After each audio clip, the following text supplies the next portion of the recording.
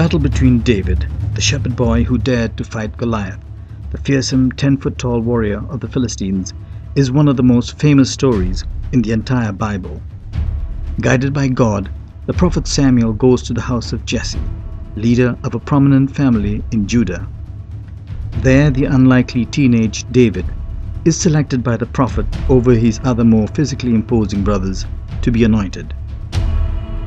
He is soon called to play the harp for the depressed King Saul and greatly impresses him.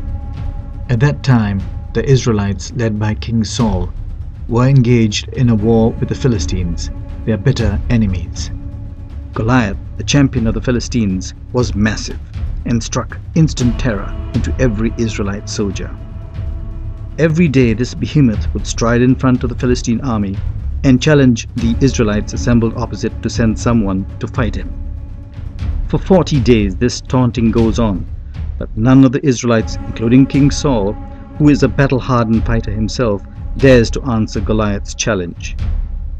Then one day, David is instructed by his father to take bread to his brothers and cheese to the commander at the battlefront.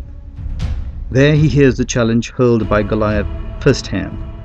Unlike the other Israelites who are too scared to fight with Goliath, David, taken to King Saul, volunteers to fight the Philistine giant.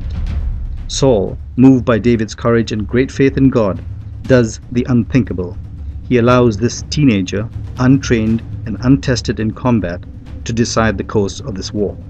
The Philistine army cheers Goliath as he strides to meet David, shocked to see this young man walking towards him with no armor and without a real weapon.